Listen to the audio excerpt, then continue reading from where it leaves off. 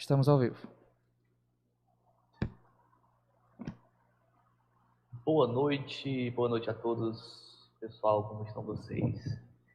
Eu vou saudar também as pessoas que não vão nos assistir ao vivo, então vou dar também aqui bom dia, boa tarde, para quando vocês acessarem o link dessa nossa reunião, possam nos encontrar trazendo essa discussão, que é uma discussão muito enriquecedora, muito interessante, muito atual e talvez seja aí o grande objetivo da gente nessa Semana do Direito, trazer para vocês temas que sejam temas que a discussão ainda esteja latente. É uma discussão que, apesar de ter se iniciado já em 2011, 2010, 2011, lá atrás, quando o STF, né, decidiu pela equiparação da questão da relação da união estável homoafetiva e garantindo a esses casais todos os direitos que já eram previstos aos casais heteroafetivos. Então, uma discussão que já se iniciou há alguns anos, mas que hoje ela está cada vez mais latente. Pessoal, o nosso tema de hoje, da mesa aqui na Semana do Direito, é o processo transexualizador de afirmação das identidades e impactos na saúde. E aí, fazendo análise multidisciplinar.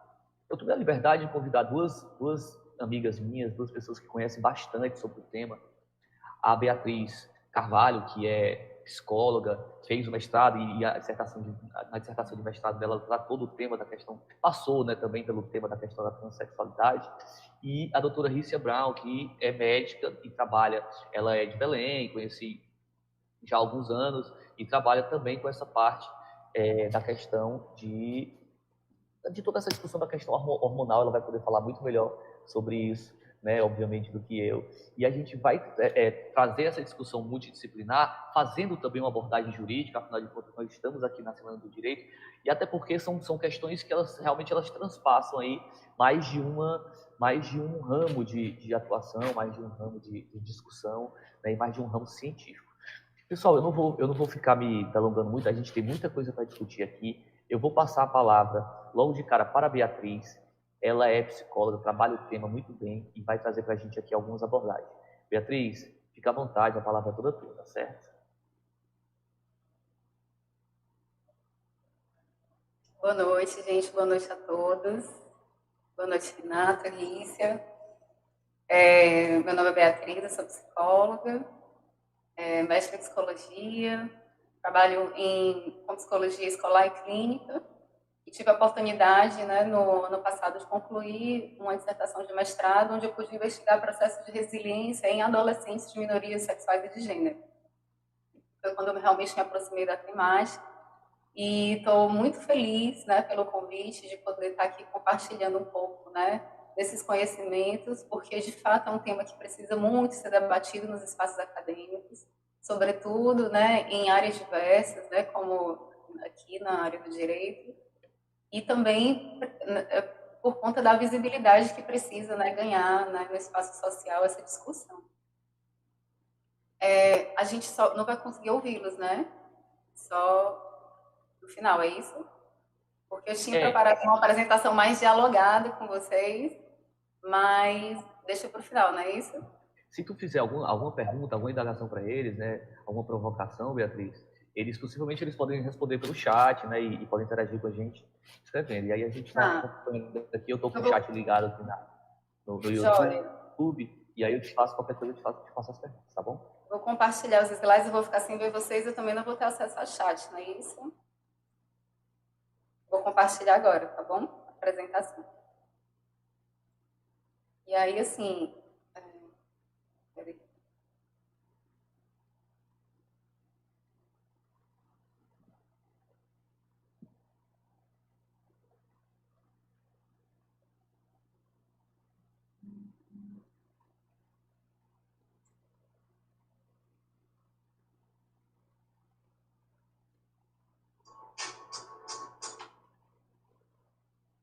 Só um momento.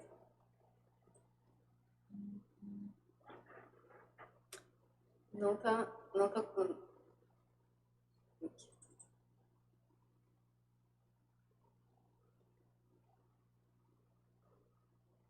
Não está aparecendo a apresentação. Está aparecendo aí? Beatriz, até agora não. Não passou nada aqui pra gente. Só um momento. Então, novamente.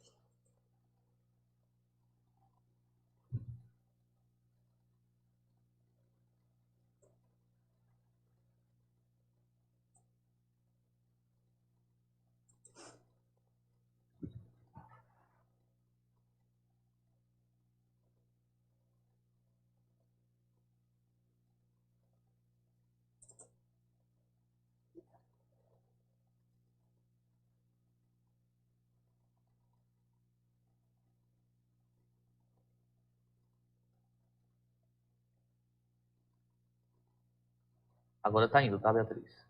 Tudo certo. Oi? Eu acho que tu acabou compartilhando a tela inteira do teu... E não só o... Eu vou colocar tá aqui. Oi, Beatriz. Tá aparecendo? Tá aparecendo, tu compartilhou a tela inteira. Tu vai colocar para compartilhar somente uma janela. Aí tu vai para onde tu abriu, tá? Se foi PowerPoint ou Word. Eu interrompo o compartilhamento e tento novamente, é isso? Isso. Isso.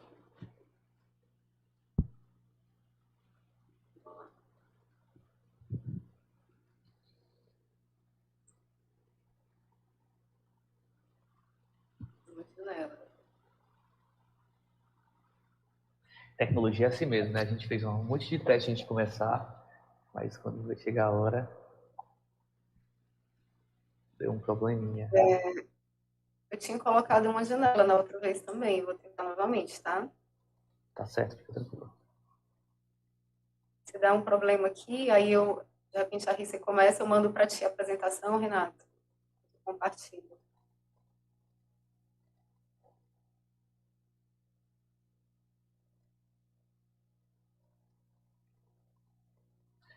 Acho que tu tá de novo compartilhando a própria tela, Beatriz.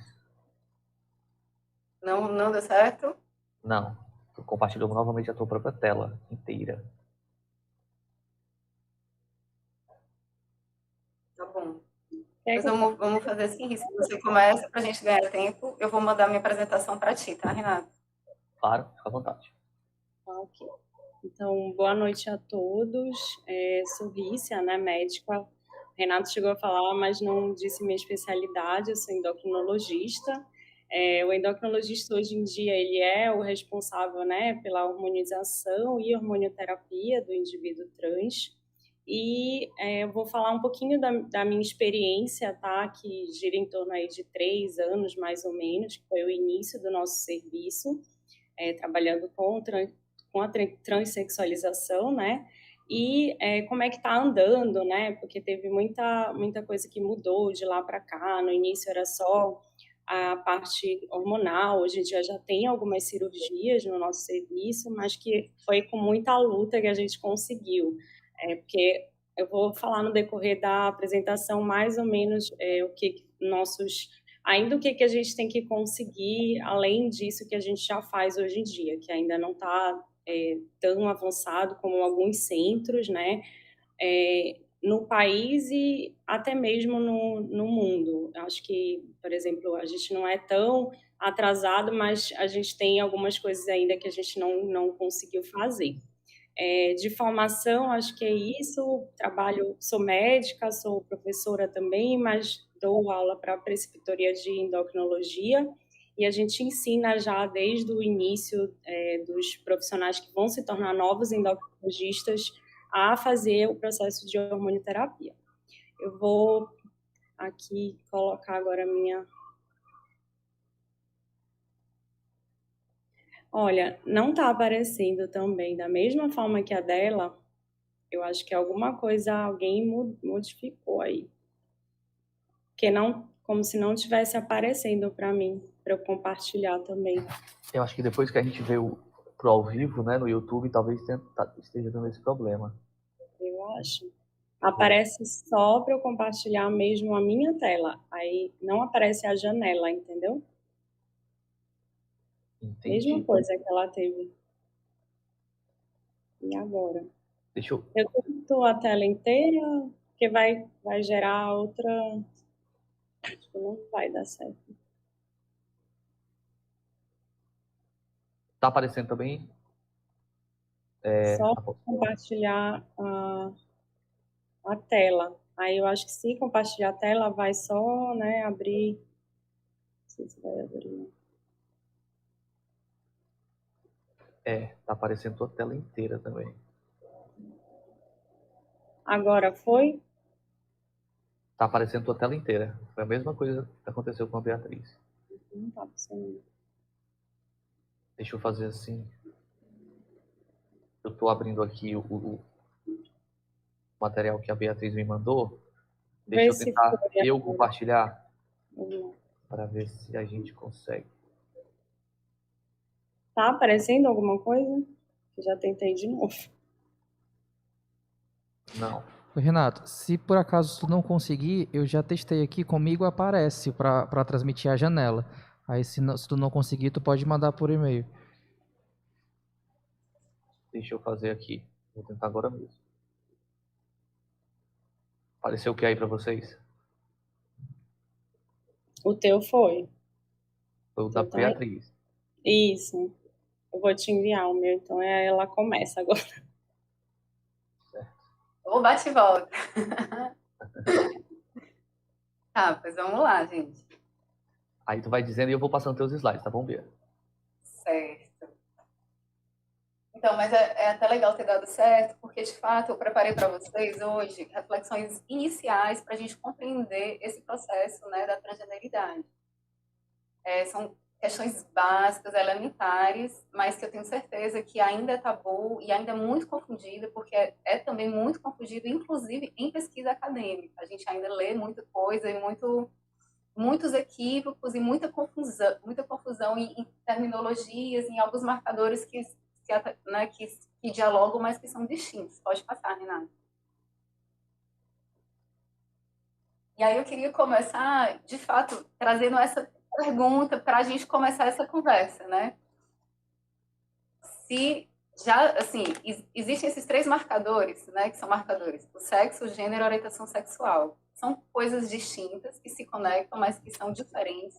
E sem essa diferenciação tá clara, a gente não vai conseguir entender esse processo. E eu queria começar perguntando, na verdade, para quem está assistindo a gente, se é claro para vocês ou não, se esses conceitos eles ainda se confundem, de fato, como eu acredito que muita gente ainda não tem tanta clareza assim. Talvez a orientação sexual seja uma coisa, né, mais clara, mas sexo e gênero é comumente muito confundido, né, inclusive em textos, né, em pesquisas. Eu não tenho acesso ao chat aqui, tenho? Não, é assim, eu tô com o chat aberto aqui. Na hora que aparecer alguma pergunta, eu te faço, tá bom? Fica à vontade. Pronto, certo. Então vamos lá para a gente ganhar tempo, né? Pode passar. Vamos diferenciar um pouco esses três conceitos, certo? Tem como ampliar um pouquinho? Ficou bem pequenininho para mim. Não, né? Pronto. Melhorou. Renato, tu pode iniciar a apresentação mesmo. Aperta o F5 no PowerPoint que ele vai entrar em modo de apresentação. Tá bom. Vai. Foi? Tá. Pronto. Então, gente, o sexo, ele é uma classificação que ele remete às questões biológicas, certo? Então, quando uma pessoa, né, um indivíduo nasce, ele é tido como macho ou fêmea, baseado nas características orgânicas, né, na genitália, né, nos cromossomos, nos hormônios. Mas, quando a gente pensa, né, um casal engravidou, aí tá lá um bebê, em poucas semanas descobriu o sexo do bebê, né, descobriu a genitália daquele bebê. Aquele ser humano, ele é projetado, né, na subjetividade daqueles adultos cuidadores a partir de uma referência de gênero, né, que é como esse sexo, né, ele ganha contorno, né, ele ganha expectativas de comportamento diferentes dentro da cultura. Então, o gênero, ele não visa unicamente as diferenças fisiológicas, biológicas, mas ele compreende também os aspectos psicológicos, os sentimentos e comportamentos que vai variar de cultura para cultura.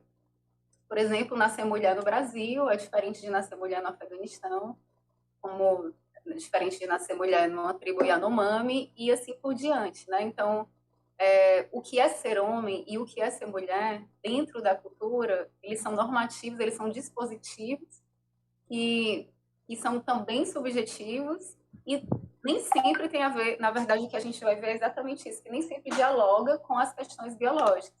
Quando a gente vai identificar um indivíduo como masculino ou feminino, a gente não precisa que ele ver, né, a genitália, né? Ah, não, é porque tem pênis ou vagina. Não, a gente vai ver outras coisas, comportamentos, trejeitos, jeito de falar, de se vestir, né, preferências. E é a respeito dessas questões culturais que a gente, né, que ganha essa conotação, o termo gênero. E a orientação sexual, ela é específica porque as pessoas se sentem atraídas sexualmente. Para esses termos ficarem ainda mais claros, pode passar, Renato. Eu trouxe para vocês uma imagem que ela é bem conhecida, né, nos estudos sobre gênero, e a imagem do biscoito sexual. Pode passar.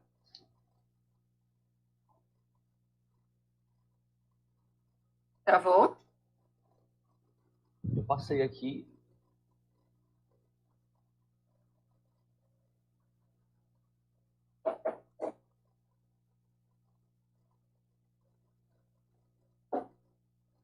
Volta.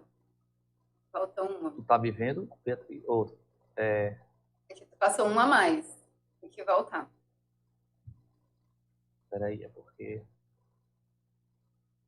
Esse? Esse. Pronto. Ele ficou bem pequenininho na tua apresentação, talvez não dê para o pessoal ver direito, mas eu vou tentar explicar, certo? O biscoito, gente, ele é uma imagem super didática para a gente entender um pouco a diferença dessas nomenclaturas, certo? O que é identidade de gênero, o que é expressão de gênero, o que é sexo e o que é orientação sexual. E aí vocês podem ver aí, dentro do bonequinho do biscoito, que essas, né, essas terminologias, elas estão identificadas por símbolos, né? Eu vou começar de baixo para cima. Orientação sexual, né, que é o coraçãozinho, que é por quem a gente se sente atraído, certo? E o legal é que, assim, perceber também que essas terminologias, elas vão num espectro, certo? E tem uma ponta a outra, mas existe uma variação, né, de percepção em cada uma delas. Então, em relação à orientação sexual, né, quando a gente se atrai por pessoas, né, do sexo oposto, a gente, né, compreende esse indivíduo como heterossexual. Se essa pessoa se atrai por homens e mulheres, a gente compreende essa pessoa como bissexual. Se essa pessoa não se atrai por ninguém, a gente compreende essa pessoa como assexual. Se ela se atrai por qualquer pessoa, independente do gênero, e por pessoas com variações de gênero, a gente denomina como pansexual. E se é uma pessoa que se atrai por pessoas do mesmo sexo, a gente denomina homossexual ou lésbico, né? O sexo biológico, como a gente falou, né, que diz respeito às questões fisiológicas, né, o indivíduo ele pode ser macho, fêmea, como ele pode ser intersexual, né, que é uma variação cromossômica também, que tem desenvolvimento da genitália atípica, e que seria realmente uma variação desse binarismo, né, entre macho e fêmea. A expressão de gênero, que é essa linha, né, que envolve todo o bonequinho aqui, é justamente para dizer, para falar que o gênero ele se manifesta na cultura de diversas formas, né, em comportamento, vestimenta, jeito de falar, a maneira como a pessoa, né, ela se expressa mesmo na relação, nas suas inter-relações pessoais. Então, ela pode ser considerada feminina, essa expressão, ela pode ser considerada masculina ou ela pode ter uma variação, né? Pode ser andrógena, pode não ser nenhuma nem outra, como ela pode oscilar entre uma e outra. A maneira que o indivíduo se expressa.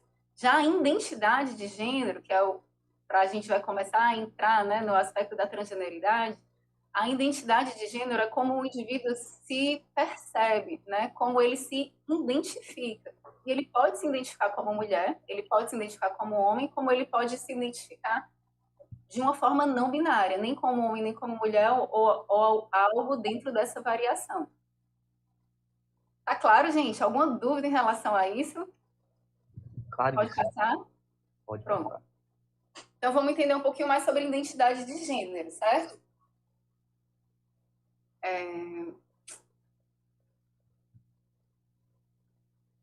passando devagarzinho, né? Legal perceber, gente, que a identidade de gênero nada tem a ver com o sexo ou com a expressão, certo?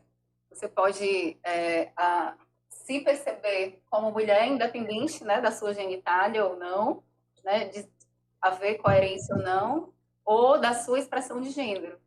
Assim como a orientação sexual é algo que também não segue nenhum paradigma comportamental específico. Então, é interessante perceber como tudo isso, assim, as variações entre esses termos são múltiplas, né? São muitas, assim. As possibilidades são realmente múltiplas. Pode passar. Tô tentando, né?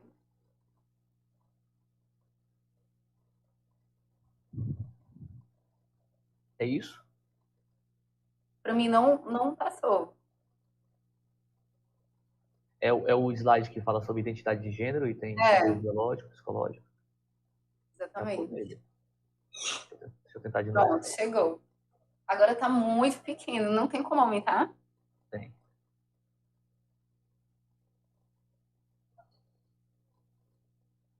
Não sei se é só para mim que está assim também pequenininho. É esse agora? Eu já coloquei maior. Tá, mas eu vou falando, certo? Então, o processo da identidade de gênero, ele é um processo que está sendo amplamente pesquisado, né? E, na verdade, como tudo no nosso desenvolvimento humano, o consenso que se tem hoje, né, nas pesquisas, é que ele é o resultado de uma interação entre fatores biológicos, fatores psicológicos e fatores socioculturais. O nosso desenvolvimento como um todo, na verdade, a gente tem uma nomenclatura que chama biopsicossocial, que é justamente o entrelaçamento desses três fatores, certo? E com a identidade de gênero não é diferente. Não existe fatores unicamente biológicos, ou unicamente psicológicos, ou unicamente culturais. Ele é um entrelaçamento desses três fatores, é uma questão sistêmica. Mas é importante que quando a gente vai falar em identidade de gênero, é importante que a gente tenha em mente que ele é um processo sempre autorreferido, só o sujeito pode se denominar homem, mulher ou não binário. Não se trata, quando a gente está falando de transgeneridade, né, de um indivíduo que não se identifica, né, com o seu sexo de nascimento, né, a gente não está falando de nenhum tipo de patologia, mas a gente está falando de uma expressão da diversidade humana natural e que historicamente sempre aconteceu em diversas culturas. E assim como a orientação sexual, a transgeneridade, ela não é uma escolha, ela não está passível à responsabilidade de terceiros através de influência ou manipulação. Ou seja, assim, não é porque o coleguinha é que eu vou ser, ou não é porque tem algum doutor que diz que faz terapia de reversão sexual que eu vou deixar de ser. Esse processo ele é subjetivo. Inclusive, esse tipo de tratamento de reversão da orientação sexual ou da identidade de gênero, ele é extremamente condenado, né, pelo Conselho Federal de Psicologia. Infelizmente, eu acredito que ainda não é uma prática criminalizada, mas poderia ser.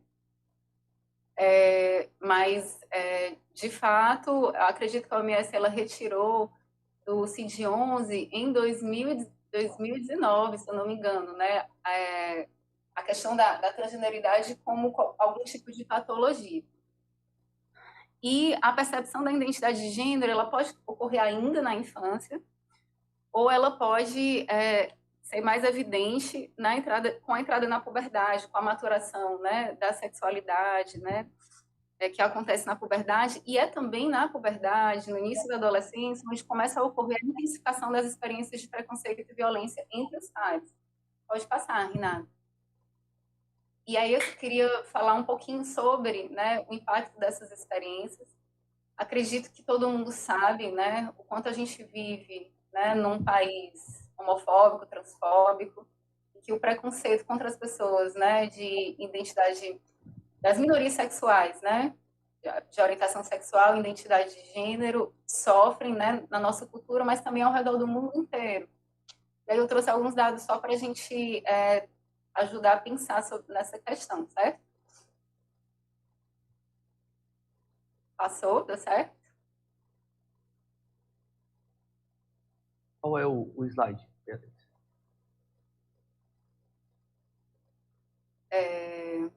Qual é o que está aí para você?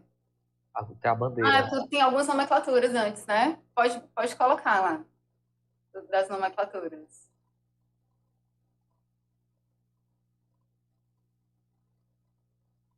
Esse. Vai na sequência, o que tiver aí. Esclarecer nomenclaturas. Vai.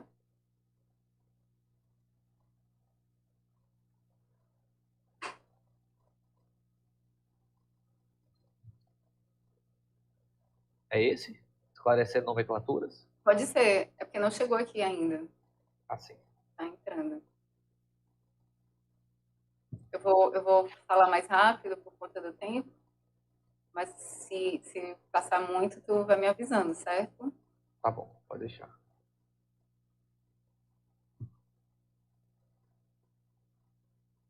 Tá aparecendo aqui para mim cisgêneros, transgêneros. Isso, para mim ainda não. Vou tentar. Pronto, foi. Então, é só para esclarecer, né? São duas nomenclaturas importantes, né? A gente chama de indivíduos cisgêneros ou cis, né? Aqueles que se identificam com o gênero designado ao nascimento a partir do reconhecimento do sexo biológico, né? Nasci com pênis, né? E me autodenomino do gênero masculino. Então, são indivíduos cis. Já os indivíduos trans são essas pessoas que têm essa discordância, né? Entre a identidade de gênero e o sexo biológico. Então, são chamadas de pessoas transgêneros aquelas pessoas que reivindicam serem reconhecidas como mulheres, homens ou não binários, independente do sexo biológico. Só para deixar claro. Pode passar. Já passei. Tá. É que demora, ele tá um pouco lento, não sei porquê. É devagarinho.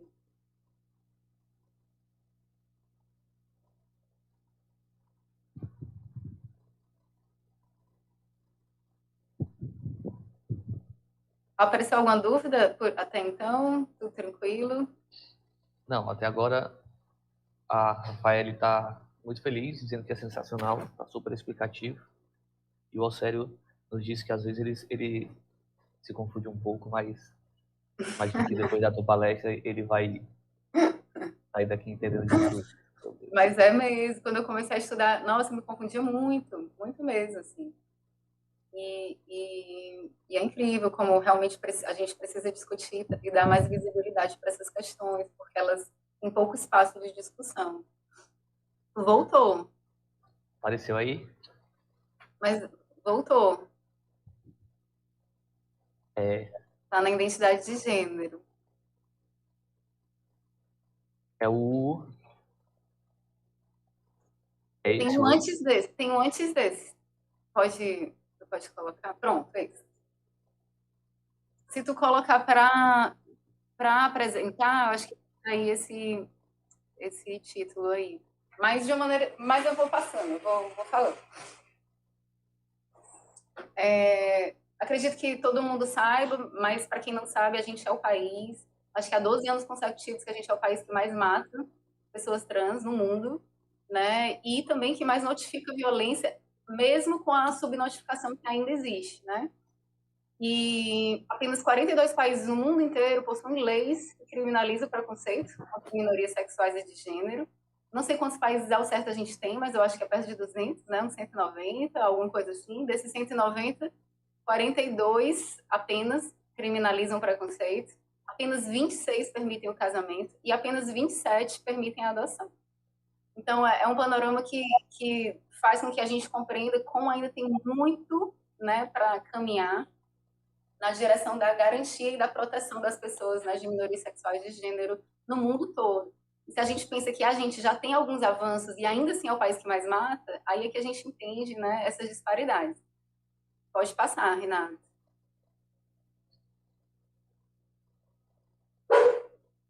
E aí, para a gente entender um pouco mais do impacto, né, do preconceito e da violência na saúde dessa população, certo? Uma coisa muito importante da gente esclarecer é que, de fato, a população trans é uma população que tem os piores indicadores em saúde comparados, né, com a população cis. Eles marcam mais para depressão, ansiedade, abuso de substância, suicídio, ideação suicida, comportamento sexual de risco, ausência de moradia, evasão escolar. De fato, os marcadores sociais em saúde dessa população são muito graves. Quando a gente fala de juventude, são ainda piores do que para a população adulta. Só que, para que a gente não associe, né, a questão da transgeneridade ou da orientação sexual ao resultado da saúde, é importante que a gente esclareça que esses resultados, eles dizem respeito ao enfrentamento do preconceito, da discriminação e da violência dentro da cultura.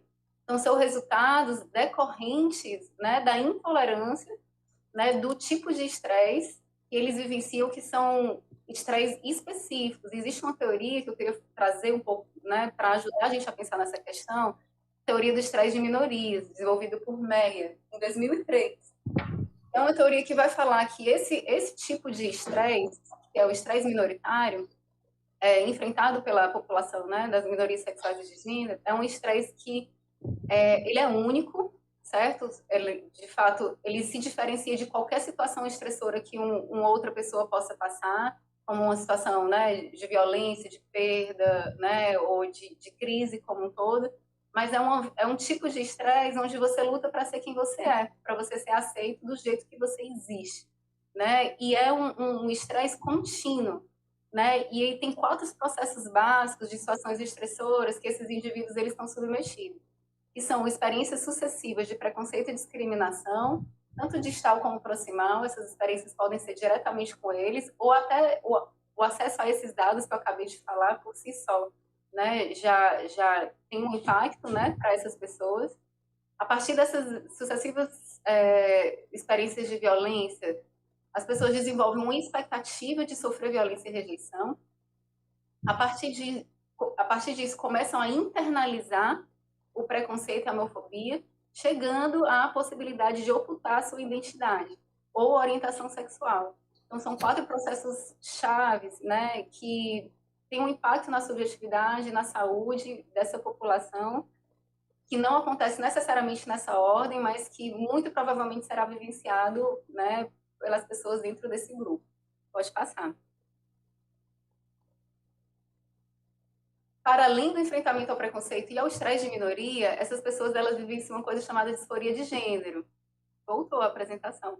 Acredito que a Rícia vai falar bem direitinho para vocês, mas assim, vou passar bem por cima, né? Porque a disforia de gênero, ela é assim, para a gente entender, é esse sofrimento ou angústia causado pela incongruência de gênero, né? Que pode ser física, pode ser social, ou seja, pode ser uma questão física no corpo, né? Por exemplo, na puberdade, o aparecimento de seios, né, em homens trans, ou o contrário, né, o crescimento do pênis e do testículo em mulheres trans, ou então o próprio reconhecimento, né, a família que não aceita o nome social, ou que não se recusa a usar os pronomes corretos.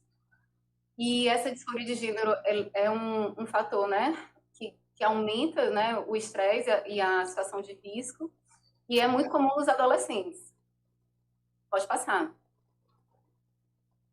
E para que a disforia de gênero e, na verdade, a saúde e o desenvolvimento dessa população aconteça de uma maneira a contento, a gente chama esse processo de afirmação de gênero, que é esse processo onde o indivíduo ele vai realmente lutar para ser quem é e ser aceito do jeito que ele é.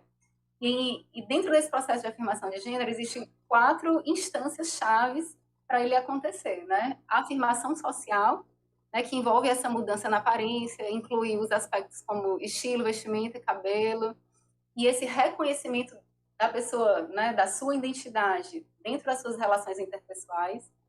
Essa afirmação psicológica, que envolve os aspectos do enfrentamento à internalização do estigma, né, a transfobia internalizada, ou o sentimento de que seu gênero é respeitado e validado por essas pessoas. A afirmação médica, que eu vou deixar para a Rícia falar, que ela vai explicar bem direitinho para vocês, e também a afirmação jurídica, que envolve o ajuste dos documentos legais, né, como certidão de nascimento, passaporte, identidade, e para refletir a identidade de gênero afirmada da pessoa. Pode passar. Eu tenho tempo ainda, porque vai me dizendo, viu? Fica à vontade. Então, as pesquisas elas vão dizer que ter acesso a todas essas etapas de afirmação de gênero está relacionado a melhores resultados em saúde, né? É importante a gente saber que os adolescentes eles estão numa situação de maior vulnerabilidade, também porque para eles terem acesso à saúde, a esse serviço de saúde, eles precisam da autorização da família. E aí uma coisa importante, quando a gente está falando em fator de proteção, né, de adolescente, e a gente entende a família como um importante fator de proteção, mas essa família, por sua vez, né, a partir de uma perspectiva bioecológica, né, a gente vai entender que essa família, por sua vez, também é protegida por outros subsistemas, né, por a família extensa, ela faz parte de uma comunidade, ela está inserida, né, em outras instituições. Então, essa família ela só vai ter condições de apoiar esse adolescente se, de alguma forma, ela também for apoiada. Não só por serviços especializados em saúde, mas quando esse debate dentro da cultura ganhar um espaço de naturalização maior. Essa família também vai estar mais amparada e preparada para oferecer o suporte que esse adolescente precisa. E aí, dessa forma, os profissionais eles precisam ser capacitados para orientar esses familiares sobre a diversidade sexual e de gênero, sobre o impacto da não aceitação familiar também nos indivíduos e oferecer o acolhimento para essas expectativas e frustrações também que acompanham o processo, né, da saída do armário, né? Tem dois termos também que a gente usa, que é o coming out e o outness, né? Que na verdade, existe o processo de descoberta interna e depois o processo de revelação, né? Que também é um processo contínuo. Uma vez que o indivíduo se revela para a família também tem um processo, né, de aceitação, que leva um tempo e costuma melhorar com o tempo, contanto que haja também rede de apoio. Pode passar. Só um minuto. Vai. Acho que é o último.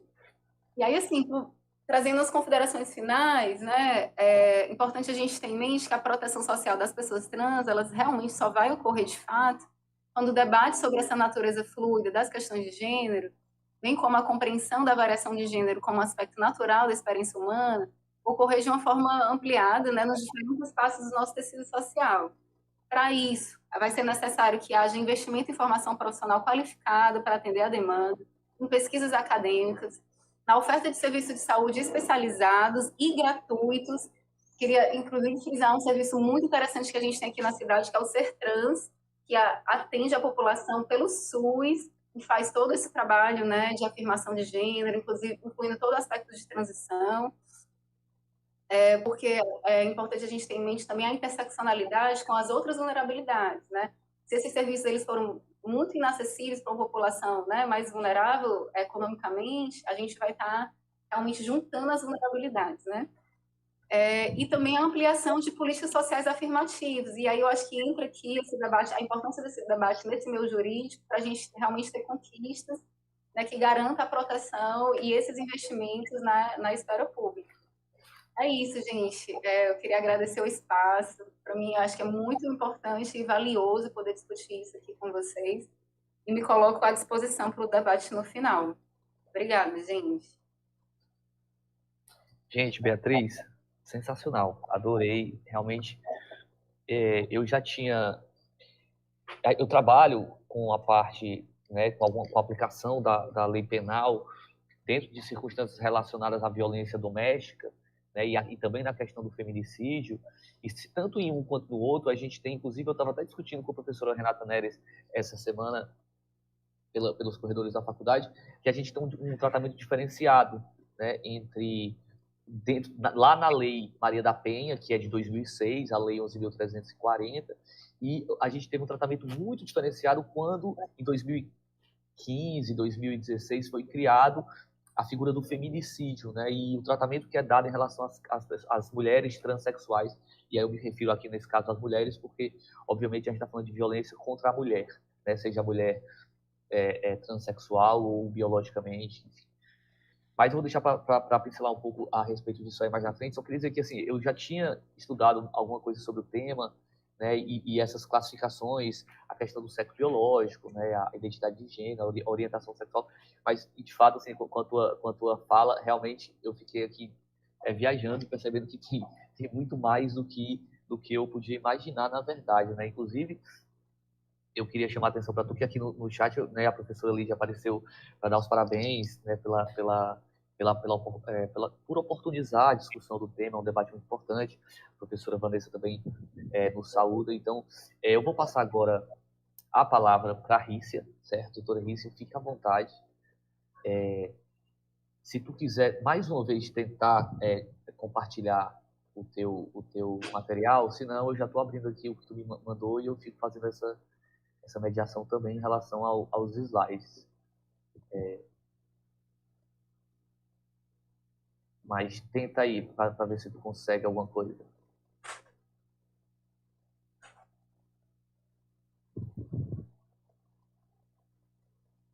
Acho que fica aparecendo a minha tela mesmo. Não consigo. Tá, então deixa eu já estou aqui trabalhando. Melhor tu ver se foi agora. Não sei. Eu acho que está aparecendo tua tela mesmo. O ideal é tu passar. Eu te enviei tanto em PDF quanto no Keynote, só que aí talvez não abra, né? Então A questão do Keynote, realmente não vou conseguir abrir. É melhor passar em PDF, então. Aí. Tá bom. Eu já estou com ele aberto aqui, já estou fazendo isso agora mesmo. Peraí. Vídeos eu vou deixar. Tenta parar de compartilhar então o teu aí, a tua tela, que ainda está compartilhando aqui. E Pronto. Agora deixa eu ver. Janela. Me digam aí se apareceu tudo direitinho.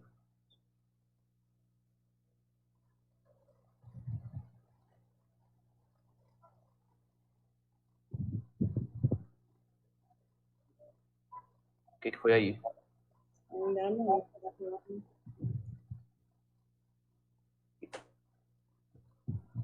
Teoricamente aqui para mim já era para estar.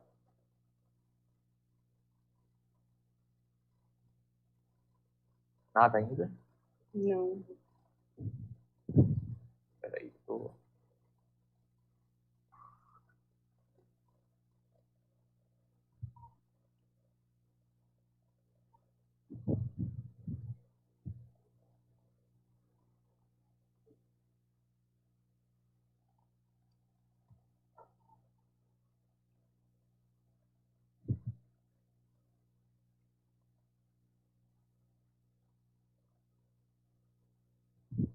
E agora?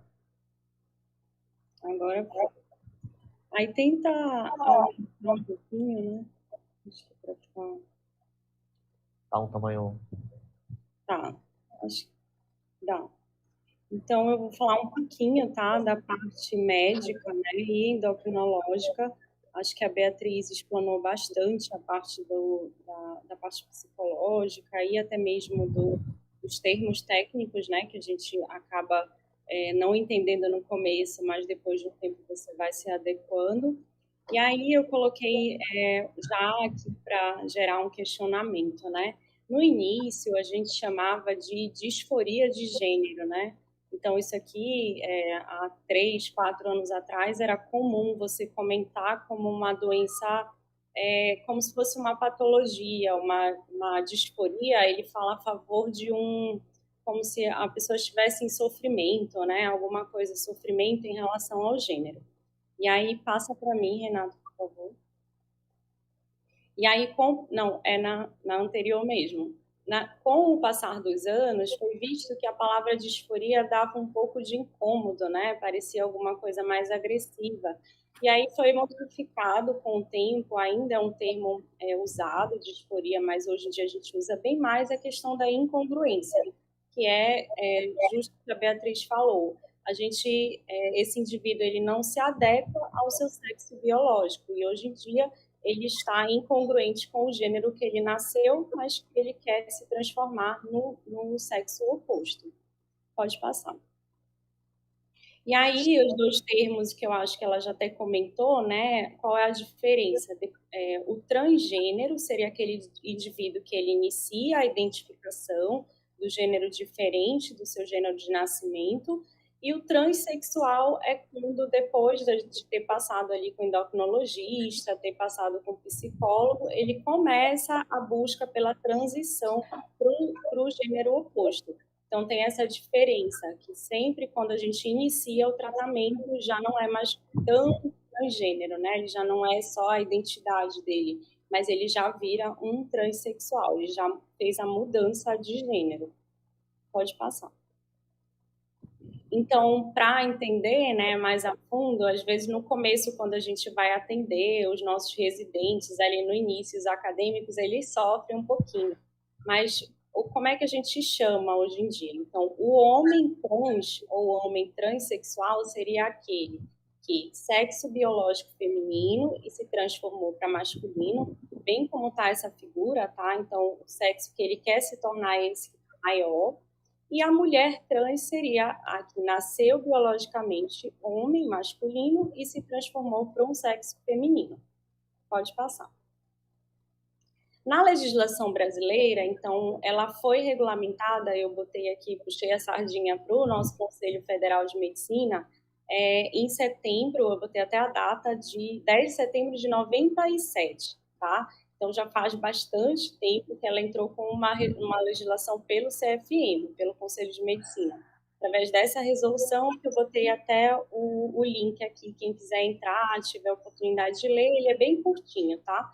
Então, ele fala, eu tirei alguns trechos. O paciente portador desse desvio psicológico, né? Então, a gente está falando de muitos anos atrás, 1997, ainda se olha como um desvio psicológico permanente de identidade sexual, com rejeição àquele fenótipo que ele nasceu, tá? Então, feminino e masculino. E tem uma tendência a uma automutilação, um autoextermínio, tem o direito de transformar esse gênero, né? Plástico reconstrutiva, então, modificação mesmo da genitália, externa, interna e dos caracteres secundários. O que entra caracteres secundários?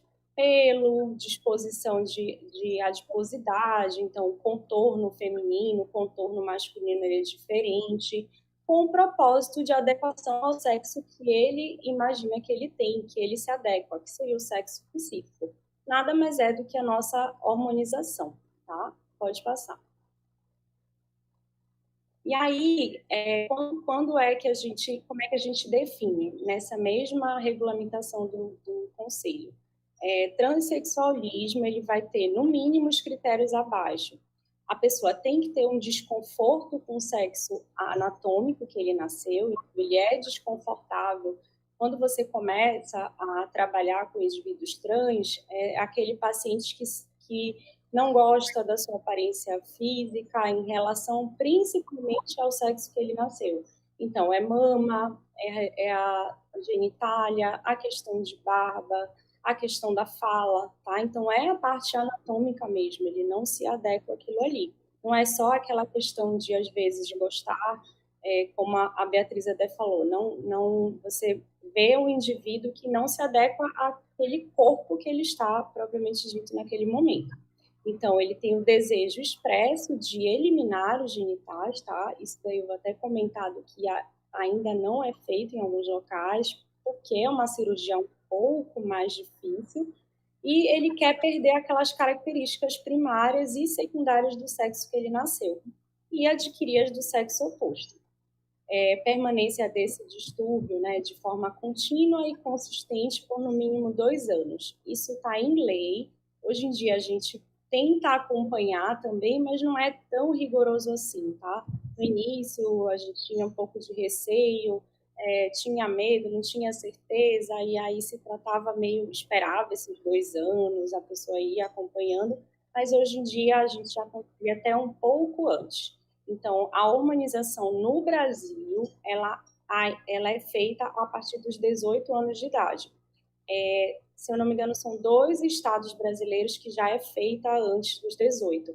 Mas, atualmente, a maioria dos estados brasileiros é a partir dos 18, tá? No mundo, já é feita em indivíduos... na verdade, é feito antes o bloqueio hormonal, né, na época de puberdade, mas não é feita ainda a hormonioterapia para mudança de sexo.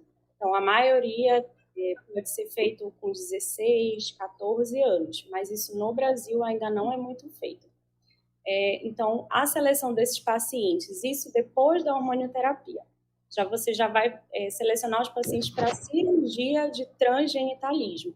A gente vai também obedecer alguns critérios. Então, ele tem que ser avaliado pela equipe multidisciplinar, tem que passar pelo psiquiatra, pelo próprio cirurgião, que no caso do homem trans seria o ginecologista, né?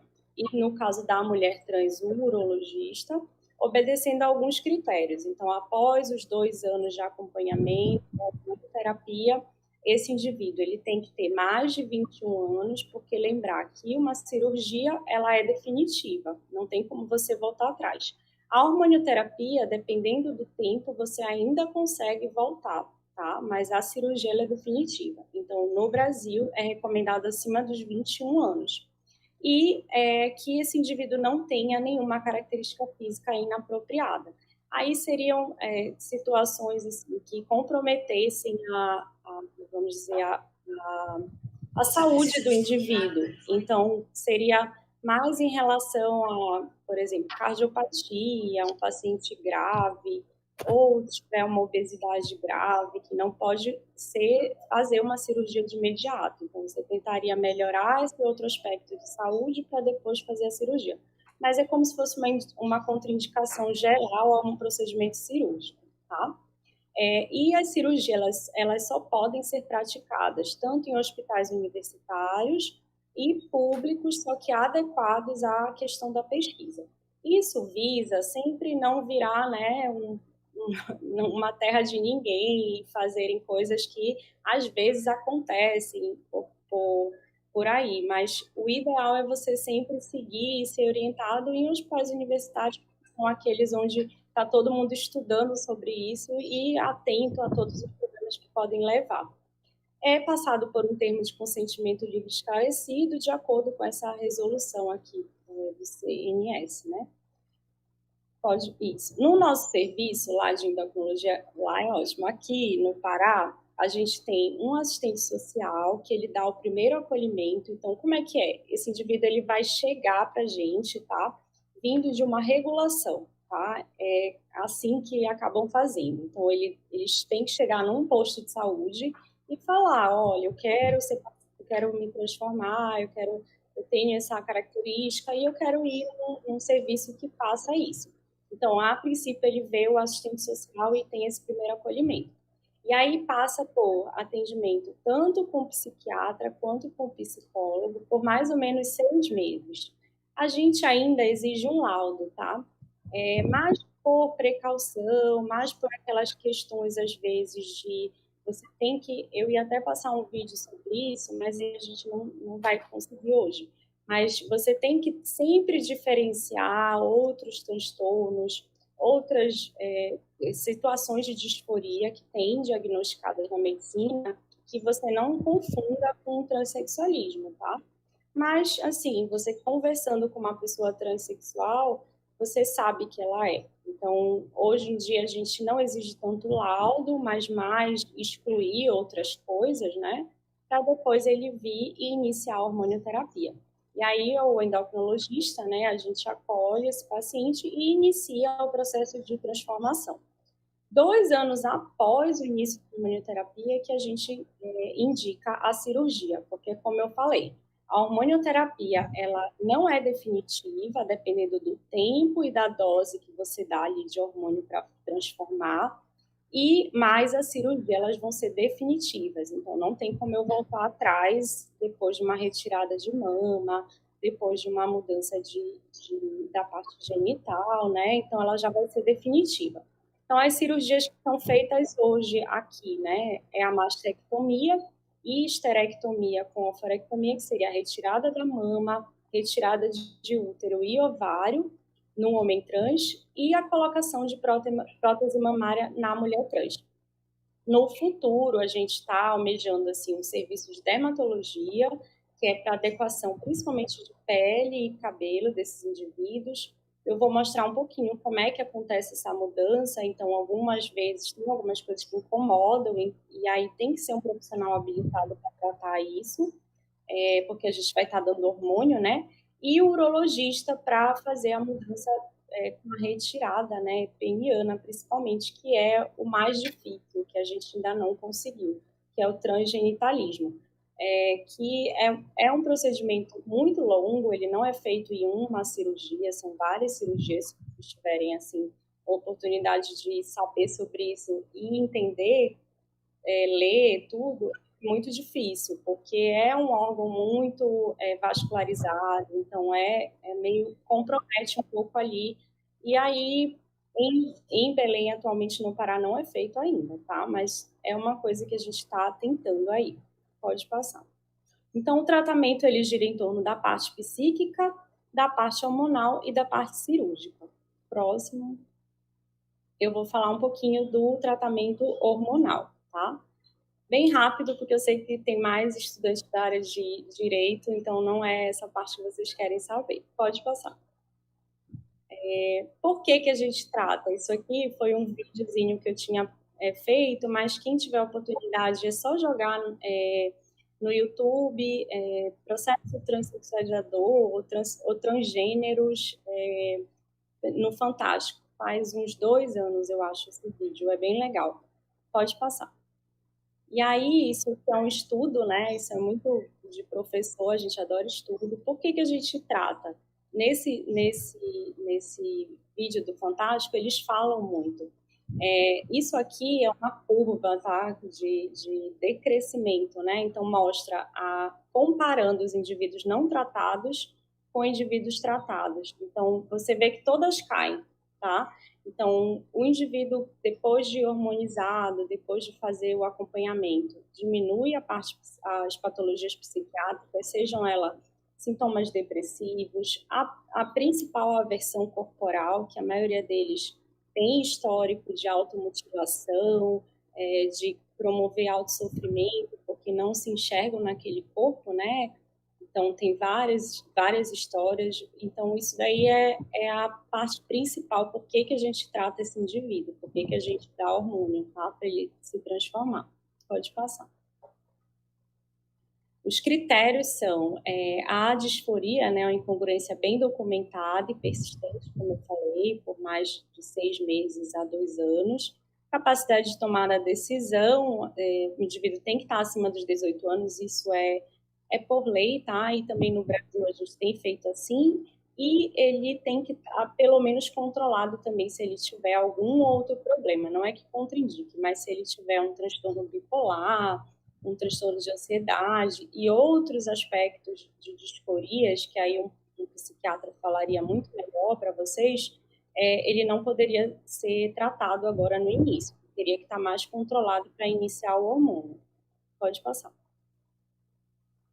E aí, qual que é o objetivo principal, né? Por que a gente dá hormônio para esses indivíduos? Eu quero reduzir aquele nível hormonal endógeno, então o nível hormonal do sexo que eu nasci. Eu quero promover os caracteres sexuais secundários compatíveis com aquele gênero que o indivíduo quer e amenizar aquelas características referentes ao sexo de nascimento. Pode passar. O tratamento masculinizante, então, ele vai. Pode passar. Há que fazer parte as testosteronas, né, que a gente vai dar para o indivíduo trans homem, para ele hormonizar de forma masculina.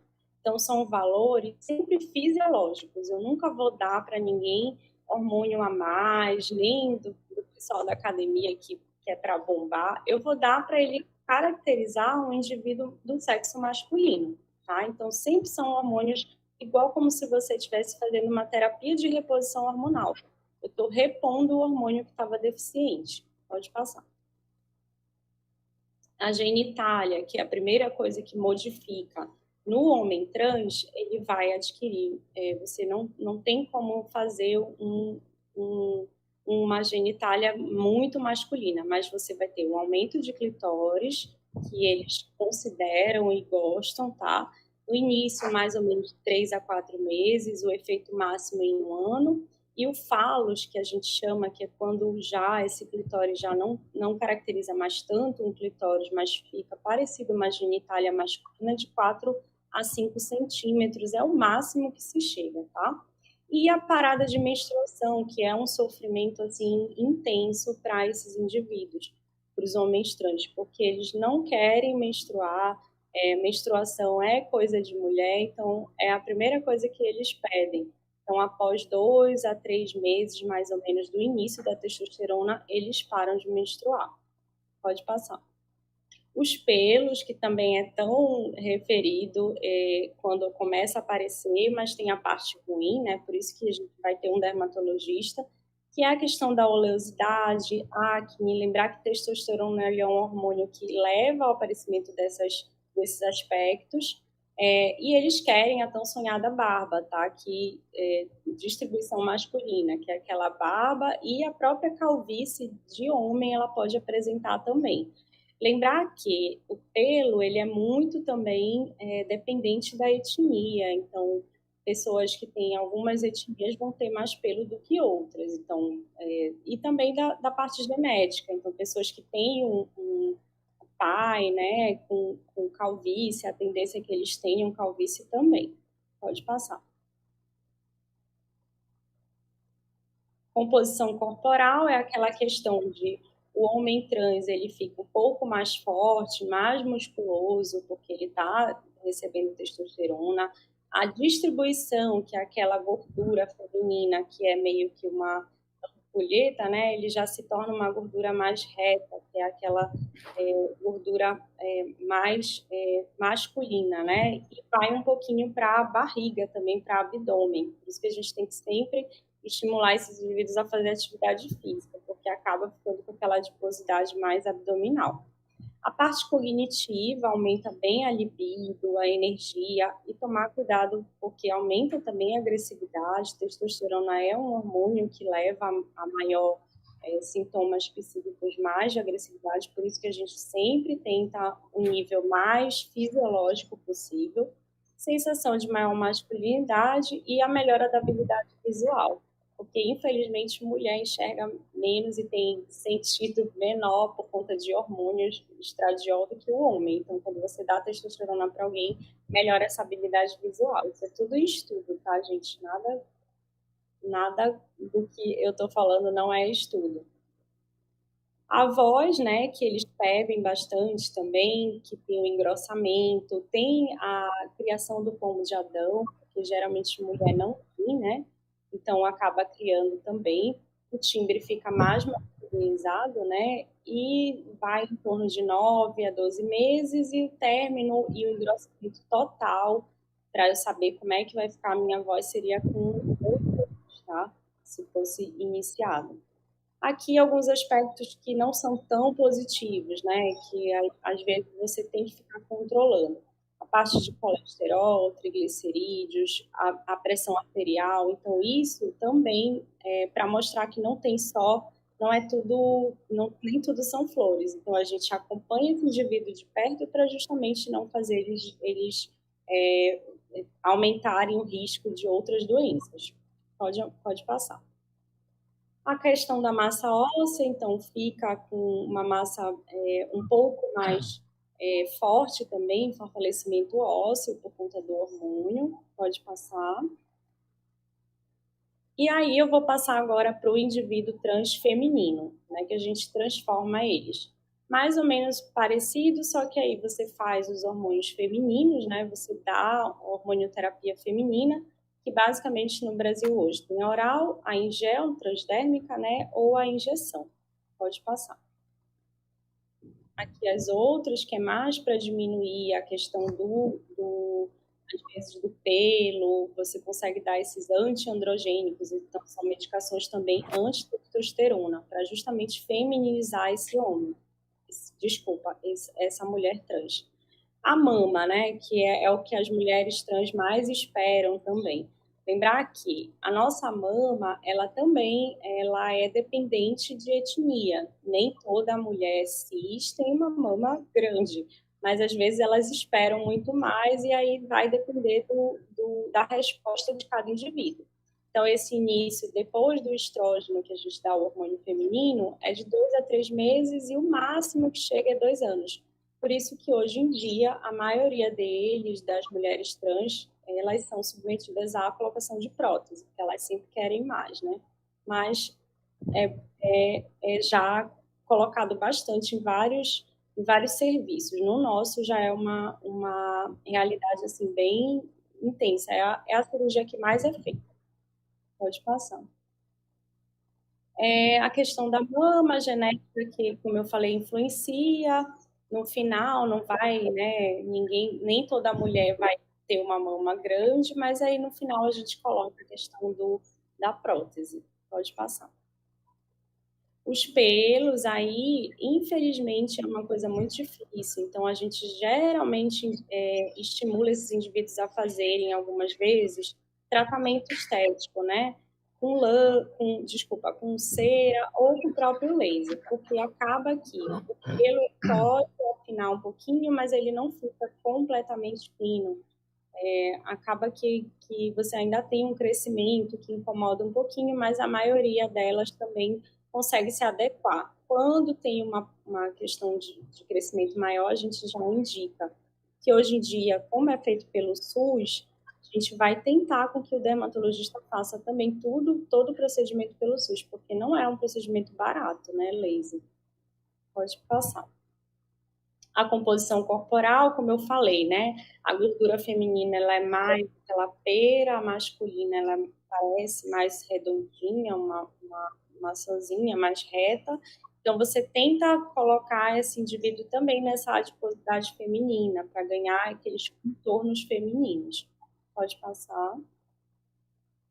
Aí a parte ruim, algumas vezes, né? Porque você está diminuindo testosterona e aumentando o estrogênio.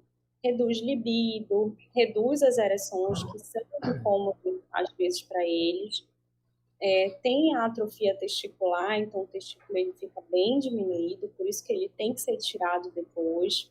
Reduz a questão da fertilidade, então os espermatozoides eles diminuem bem a produção e até mesmo chegam a zero. Então, sempre a gente pede para esse indivíduo, informa para ele se ele quer ter filhos.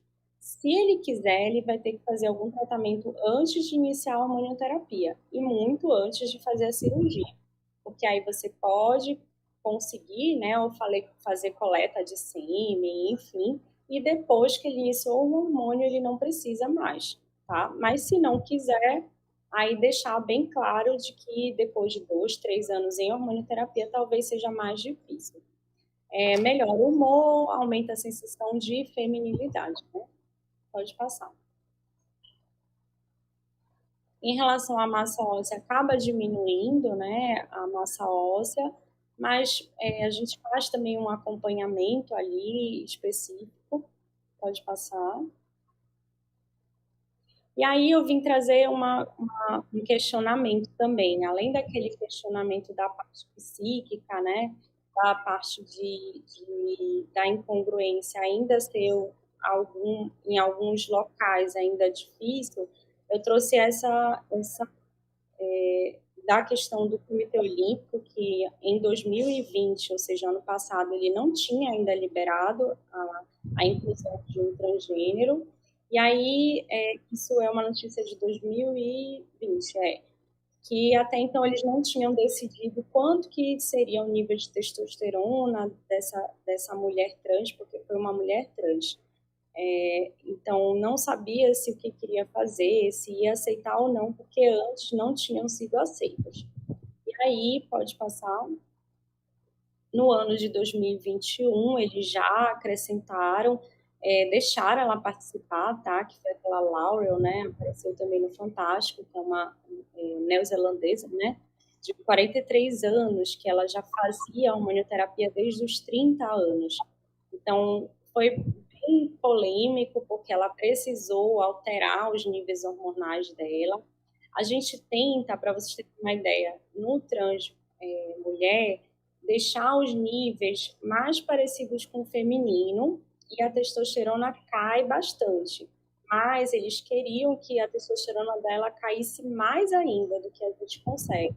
Então, ela precisou, assim, fazer vários tratamentos, eu não sei exatamente porque eles não divulgam tanto, mas eles queriam que a testosterona dela tivesse quase zerada, assim, 5, 10, que é um nível muito baixo, mesmo para uma mulher trans. Então, até mulher cis, ela tem uma testosterona baixa, mas não é tão baixa assim, porque eles falavam muito em competitividade, se ia ter ou não. E aí entra a polêmica, né? Mas eu queria também que se alguém tivesse alguma questão a discutir em relação a isso.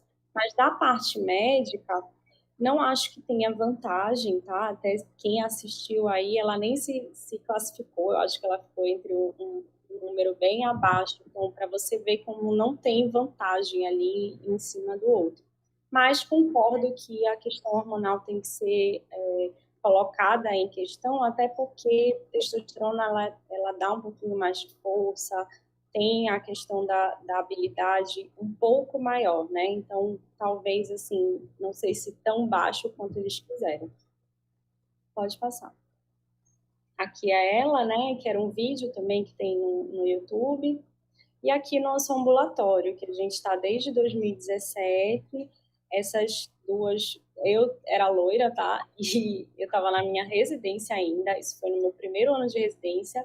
A do meio é a doutora Flávia, que é uma grande, ela já é PhD em transexualismo, que foi quem abriu mesmo o ambulatório, e hoje em dia eu atuo do lado dela como colega, né, de profissão, que na época eu ainda estava estudando, e a Denise, que hoje em dia já está no, acho que é Imperatriz, trabalhando, mas que faz também a parte de transgênero lá. Então, eu acredito que, assim, a gente, quanto mais você sabe, quanto mais você estuda, mais você entende o porquê tratar, mais você entende o porquê esses indivíduos não, há muitos anos, passavam por muitos transtornos, por muita dor, e hoje em dia você consegue transformar a vida deles quase que completamente. Pode passar. Agradecer, tá, a todo mundo. Aqui meus 2 contatos, meu e-mail e meu Instagram, que aí eu falo um pouquinho algumas vezes quando alguém se interessa pela parte de transgênero, e o e-mail se alguém tiver alguma pergunta, mas vamos entrar na discussão agora, né? Certo. Vou fechar aqui, deixa eu só interromper a apresentação. Pessoal, Rícia, muito obrigado. Beatriz também, né, muito esclarecedor. O pessoal aqui no chat está se manifestando. Tem até um amigo que talvez você conheça, Rícia, que é o Glauber Nascimento, ele também apareceu aqui para nos assistir, tá? E o Igor Cruz também, que comentou aqui, achou interessantíssima a nossa discussão. Pessoal, eu queria fazer alguns comentários, trazendo um pouco aqui a visão jurídica sobre o tema, né, dando uma luz, puxando a sardinha também aqui do nosso lado. Afinal de contas, nós estamos aqui na Semana do Direito, né, e é um tema que, obviamente, ele não nasce no direito, mas ele vai ganhar também guarida lá, porque sem a Beatriz trouxe para a gente aqui alguns elementos relacionados a essa questão jurídica. E é interessante que a gente vive num país ainda muito moralista, né? Eu sempre trago essa discussão, ela é muito latente nas minhas aulas, que é a necessidade da gente separar os critérios morais do direito. A gente vive em uma sociedade que ela é formada por pessoas que com uma diversidade cultural e uma diversidade de padrões morais absolutamente distintos, né? Então, sendo inclusive essa previsão, ela é uma previsão constitucional.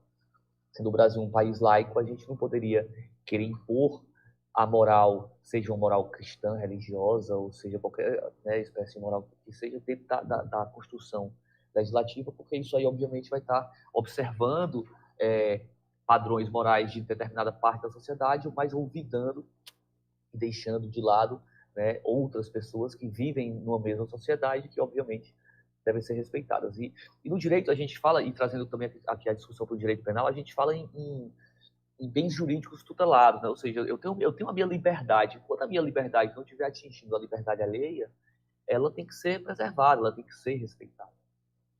Então, quando a gente traz essa discussão para dentro da questão da transexualidade, Beatriz, eu achei interessantíssimo, eu não conhecia esse dado que tu trouxe em relação ao número de países que tem legislação já tratando, discutindo de alguma forma o tema. O Brasil, para a gente ter uma ideia, a gente tem hoje, talvez, se não for a maior, é uma das maiores bancadas no Poder Legislativo Federal. Uma das maiores bancadas que nós temos hoje é a bancada religiosa, tá? Comumente chamada de bancada evangélica, mas a gente não pode... existem outras religiões que também estão sendo representadas ali, né? E geralmente e isso aconteceu dentro dessas discussões da questão do feminicídio, geralmente essa bancada ela vota em bloco, né? Sempre são discussões bastante conservadoras, né? E a gente percebeu isso em 2015, quando se discutiu a questão do feminicídio. Rapidamente, para a gente explicar o que é o feminicídio, é o homicídio praticado contra uma mulher por razões, e aí eu vou ter que me ater exatamente à expressão legal, por razões do sexo feminino, ou no caso da violência doméstica. Né? Seja aí, obviamente, um sujeito passivo do crime, ou seja, aquela pessoa que é vítima do crime, necessariamente uma mulher. E dentro dessa discussão, a gente precisa analisar a questão da transexualidade, porque quando você analisa a Lei Maria da Penha, que ela foi criada, publicada e entrou em vigor muito antes, mais de 10 anos antes, lá em 2006, ela trouxe a questão da violência de gênero. E quando ela trouxe e positivou expressamente a proteção ao gênero feminino, o aplicador, o intérprete do direito, quando a aplicação das condutas relacionadas à Lei Maria da Penha, passou a entender também como sujeito passivo, ou seja, também como vítima dos crimes relacionados à violência doméstica, a questão do gênero, ou seja, a mulher, seja de sexo biológico, ou seja, a mulher que se identifica com o gênero feminino. A aplicação da lei ela foi se dando paulatinamente, começou nos tribunais de primeiro grau e essa discussão desagou nos tribunais superiores, notadamente no STF, e isso passou a ser um tema que não causava mais discussão. Quem poderia ser sujeito passivo do crime dos crimes relacionados à violência doméstica contra a mulher? A gente está falando de uma violência de gênero. Quando o projeto de lei apresentado no Legislativo Federal para tipificar o crime de feminicídio, quando ele foi apresentado, ele trazia uma redação absolutamente muito parecida com o que tínhamos na Lei Maria da Penha. Mas isso, pessoal, não é uma questão assim de estar se posicionando politicamente ou não, é uma questão, né, de trazer aqui para a discussão a realidade do que de fato aconteceu. As gravações das reuniões das comissões, elas são públicas, né? Na verdade, as reuniões dessas comissões são públicas, foram gravadas e estão aí na internet, qualquer um pode ter acesso. Se você pegar o projeto de lei que trazia a questão e criava a questão do feminicídio, ele também trazia a expressão violência de gênero. E a bancada religiosa, que vota em bloco, posicionou-se contra a aprovação do projeto de lei, a não ser que este projeto de lei sofresse uma modificação e a gente retirasse o termo violência de gênero e colocasse, como eu falei para vocês, por razões do sexo feminino. E esse posicionamento ele é um posicionamento absolutamente moralista, no sentido de desproteger, ou seja, deixar fora da proteção legal as mulheres transexuais. Eu me refiro mais uma vez às mulheres, porque a gente está falando de violência contra a mulher. Então, é a crítica que deve ser feita, e necessariamente ela é feita porque a gente percebe aquilo que eu falei no começo da minha fala, né, os padrões morais e, no caso, a moral religiosa influenciando dentro da criação normativa, né, e aplicação de uma legislação, de uma lei que vai, obviamente, regulamentar a vida em sociedade como um todo, sejam pessoas que sejam afetas à religião ou não. Então, essa crítica ela é absurda, ela tem que ser feita, a conduta ela foi absurda, as discussões elas estão aí cada vez mais latentes. E aí, ao arrepio da lei, e isso é importante que seja dito, ao arrepio da lei, a gente encontra vários julgados já nos tribunais de justiça, ou seja, na segunda instância, pelos estados, a gente já encontra vários estados aplicando sim a lei do feminicídio à mulher transexual. Ao arrepio da lei, né, a partir de uma interpretação que a gente sabe que, do ponto de vista estritamente jurídico, está errado. Está errado porque a lei traz expressamente a questão da violência por razões do sexo feminino. Renato, e qual é a saída para isso? O ativismo jurídico certamente não é. Ativismo jurídico, para vocês, né, Rícia e Beatriz, que não são da área jurídica, o ativismo jurídico ele é exatamente isso que a gente percebe muito claramente, né, no STF, muitas vezes é digno de muita crítica. O ativismo jurídico é quando o aplicador do direito, ou seja, o membro do Poder Judiciário, ele, ao arrepio da lei, ele acaba tomando uma decisão que é contrária àquilo que está expressamente no texto legal, ou seja, ele acaba legislando, né, pela via transversal, mas ele acaba, de fato, legislando. Isso que a gente chama de ativismo jurídico foi o responsável lá atrás, quando a gente começou aqui a apresentação, eu falei dessa decisão do STF de 2011, 2010 ou 2011, quando parou lá a questão da união estável homoafetiva, né? Ele trouxe um julgado onde você percebe que claramente o texto legal fala na união entre homem e mulher e, no final das contas, né, passou a se aceitar a união entre pessoas do mesmo sexo. Mais na frente, e agora mais recentemente, o STF ele equiparou a transfobia e a homofobia ao racismo. A gente já tinha na legislação uma lei federal que trazia e dizia para a gente quais que eram as condutas que poderiam ser consideradas como racismo. Né? E aí você tem lá na lei do racismo vários incisos no artigo 1º, artigo 2º da lei, que diz exatamente o que pode ser considerado racismo ou não. Mas na cabeça do artigo, no caput do artigo, deixa bem claro que a questão do racismo está relacionada a sexo, cor e etnia. Desculpa, etnia, raça, cor e etnia. Desculpa, raça, cor e etnia. Não traz a expressão sexo. Né? E o STF equiparou ao racismo, recentemente, isso coisa de 2 anos atrás, a questão da transfobia e da homofobia. Ou seja, se eu não permitir, por exemplo, se eu não aceitar uma pessoa transexual adentrar o meu estabelecimento comercial, por exemplo, eu estou cometendo um crime de racismo. Por quê? Não mais pela questão de raça, cor ou etnia, mas também pela questão da orientação sexual ou mesmo da questão da transexualidade. Pessoal, foi interessante que a Beatriz tocou nesse assunto, porque, de fato, a gente tem hoje positivado, e eu coloco entre aspas, porque a gente não tem expressamente no texto legal, em uma lei federal, mas a gente tem, a partir do entendimento dos tribunais superiores, né, a possibilidade da proteção, de uma proteção maior a essas pessoas, proteção que não foi dada pela lei e não é dada pela lei por conta de uma influência moralista, conservadora e muitas vezes religiosa, que a gente acaba encontrando nas bancadas que formam o Poder Legislativo Federal. Isso precisa mudar. Isso precisa mudar exatamente por aquilo que já foi dito. O Brasil é um país laico e, portanto, a construção normativa não pode seguir padrões moralistas, religiosos, ou seja lá o que for. Tá? Eu achei interessante, Risse, eu queria só te ouvir um pouco mais sobre isso. Eu vou já abrir aqui o chat para saber se o pessoal fez alguma pergunta. Mas eu achei interessante quando tu trouxe para a gente a informação, eu também desconhecia isso, que todo esse tratamento que é feito, ele é feito, portanto, pelo SUS, né? Então, os planos de saúde não cobrem esses tratamentos, então os hospitais particulares também, por exemplo, não podem fazer esse tipo de tratamento. E aí eu te pergunto se isso é uma tônica, se bem que né, o SUS ele é um fenômeno muito mais brasileiro do que do resto do mundo, que inclusive deve ser festejado, né, e saudado, apesar dos constantes ataques que a gente acaba encontrando aí pelo presidente da República a ele, mas se fora do Brasil também essa realidade ela se repete. Queria te ouvir um pouco.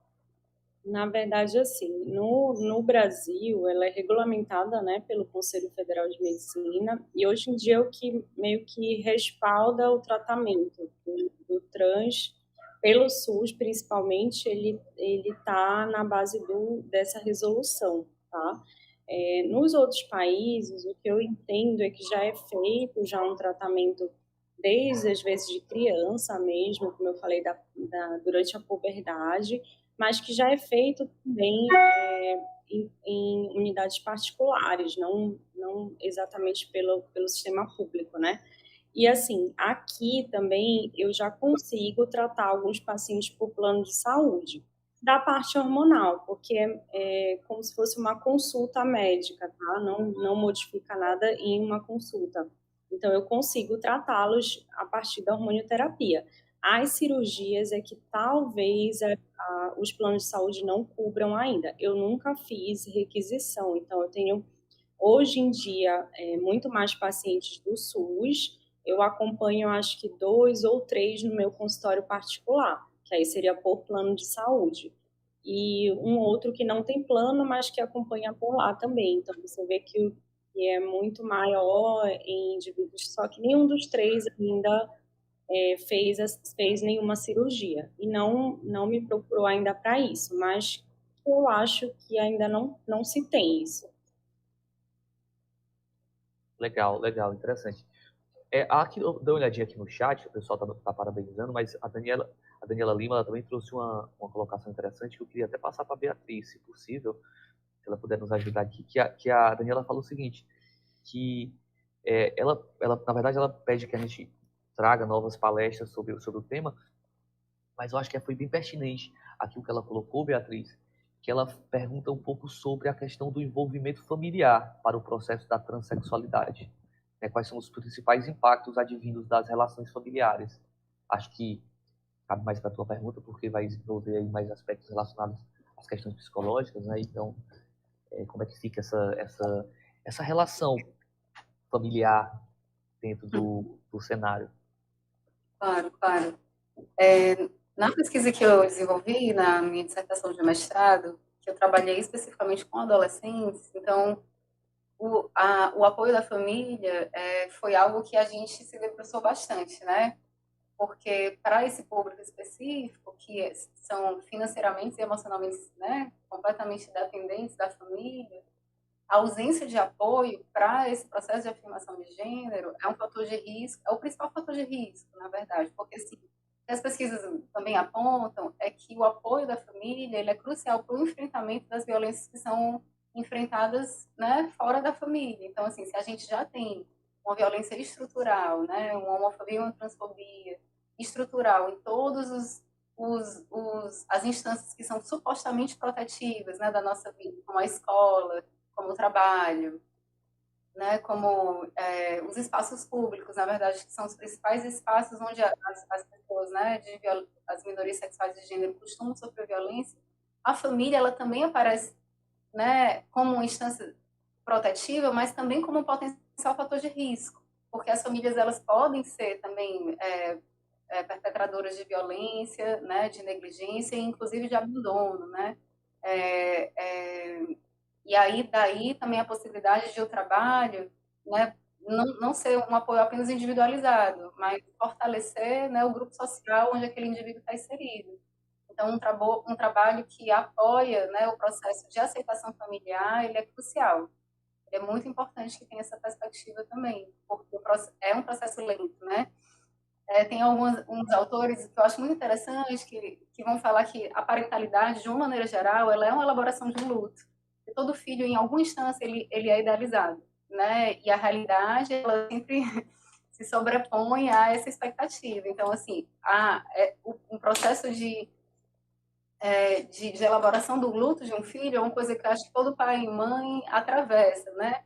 Dentro dessa expectativa e realidade. Mas o processo de aceitação da transição, né, de gênero de um filho também é equiparado a um processo de luto. Né? Existe a despedida de uma identidade, né? E de toda a projeção que aquela família construiu em cima daquele sujeito. E aí isso realmente vai precisar, né, de bastante espaço de diálogo, de apoio, de suporte profissional, né, para, inclusive, esclarecer o impacto da ausência do apoio, né, porque muitas vezes a família ela nega o apoio achando que é o melhor que ela está fazendo, né, porque ela está sendo coerente com os valores da família, com os valores da igreja, ou muitas famílias, na verdade, temem profundamente a quantidade de violência que eles vão atravessar e o estigma que aquele sujeito enfrenta, ele também se estende à família. A família acaba sendo estigmatizada muitas vezes por ter, né, um membro da sua família transexual, enfim. Eu achei interessante isso que tu falou.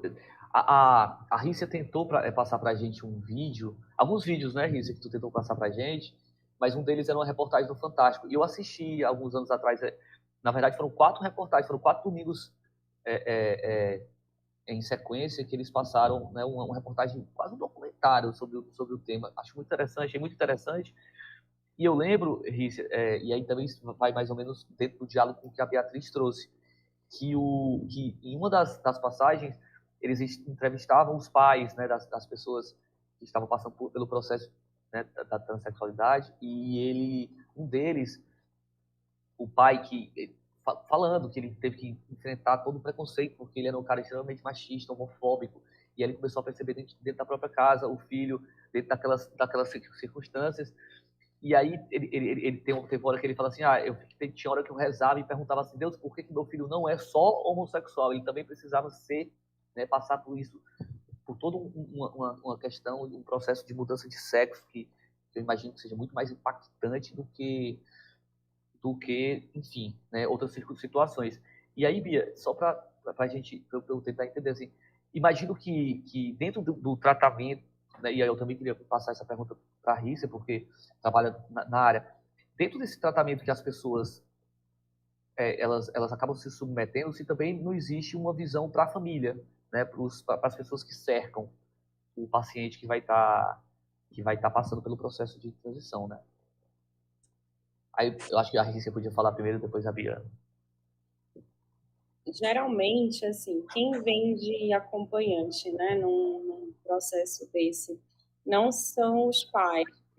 Na minha visão aqui, na minha experiência, sempre ou é o companheiro, tá, da pessoa, ou seja, o marido, a mulher, ou até mesmo o namorado, enfim, ou às vezes os próprios avós, tá? A gente acha que não, mas sempre são assim, bem poucos que eu me recordo de seus pais que vêm junto. Então, esse apoio familiar a gente questiona bastante, porque para a gente eu acho que influencia assim, mais na parte psíquica, mas a gente tem um questionário bem amplo. E uma das coisas principais é questionado isso, como é que é o apoio familiar, se teve alguém na família que foi contra, né, principalmente pai e mãe, e aí eles têm algumas histórias, tem uns que têm umas histórias negativas, outros positivas, mas como acompanhamento, como a gente hoje em dia só faz acima de 18, 21 anos, é muito difícil ter os pais ali junto, é mais mesmo avós ou companheiro, é com quem a pessoa sempre vai para consulta. Sim. Certo. Nos estudos com os adolescentes, né, uma coisa interessante também de saber é que assim, tem pouquíssima pesquisa acadêmica nacional sobre o tema, certo? Então, assim, todos os estudos sobre adolescentes que passaram por processo, né, de acesso a serviços de saúde em clínicas especializadas, todos os que eu tive acesso são todos, né, americanos, são todos, né, em inglês, assim, aqui no Brasil ainda não tem, então a gente realmente necessita de pessoas, né, que se interessem e queiram investigar esse tema.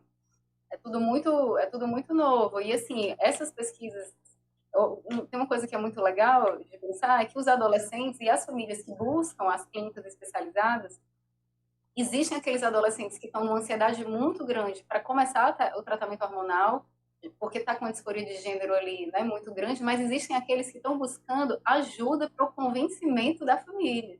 O que eles mais querem é apoio para esse processo de diálogo, da aceitação familiar. Porque, a depender de como são as relações, aquele processo de não aceitação é um impacto profundo, né? E traz um sofrimento profundo para aquele sujeito. Então, assim, e é muito importante também a gente entender a configuração familiar para além daquela configuração nuclear, papai, mamãe, filhinho, né? Então, entender a família na sua configuração múltipla, variada, extensa, né? Na família, nas suas múltiplas configurações, e a população, né, das minorias sexuais de gênero comumente encontra na família fator de risco e acabam encontrando laços familiares, construindo laços familiares fora da família consanguínea. Também é muito comum. Porque o que é importante mesmo, né, como principal fator de proteção, são relações e vínculos saudáveis, certo? Rede de apoio. Se a família é rede de apoio ou não, aí já é circunstancial. Mas é claro que, assim, idealmente, os serviços, principalmente voltados para a juventude, né, para o atendimento da infância e juventude, vai precisar trabalhar numa perspectiva sistêmica familiar. E, ainda mais idealizada, interseccional. É o que as pesquisas apontam. Assim. Interessante. Só fazer mais um comentário. Então, falando sobre isso também, então, isso ainda é acho que alguma coisa que a gente tem que desenvolver, né? A gente não trata ainda o indivíduo nem adolescente, nem criança, infelizmente. Então, você vê que esse sofrimento deles vem desde criança e a gente acaba tratando e aguardando meio que eles adquirirem uma maioridade para depois iniciar o tratamento. Então, isso é um pouco errado, talvez seja, não sei se é a palavra, Mas por que a gente não trata? Porque, assim, iniciou mais ou menos, a lei vem lá de 1997, mas iniciou o processo, ou os serviços iniciaram mesmo em 2015, 2016, então menos de 3, 4 anos aí. Então, hoje em dia, a gente ainda não trata o indivíduo, eu não lembro agora, não recordo, eu acho que é Porto Alegre, e eu não lembro o outro local que já trata adolescente, mas 2 locais são no Brasil. Então é bem menos, é bem pior. Essas pessoas ainda estão perdidas, né?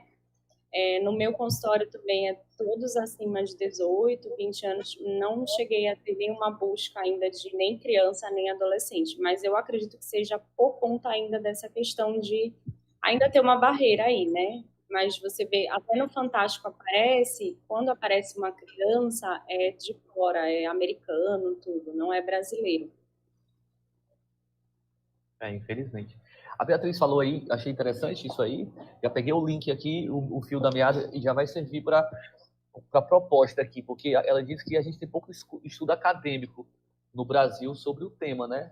Tu estudou mais quando estava lá na dissertação do mestrado, mas por material produzido academicamente fora do Brasil. Então já fica a proposta aí para o pessoal da FBUNI, né, do curso de Psicologia, convidar a Beatriz aí para liderar um grupo de pesquisa sobre o tema. Talvez a gente consiga, né, ser paradigmático aí no Brasil e trazer bons resultados. Vou adorar.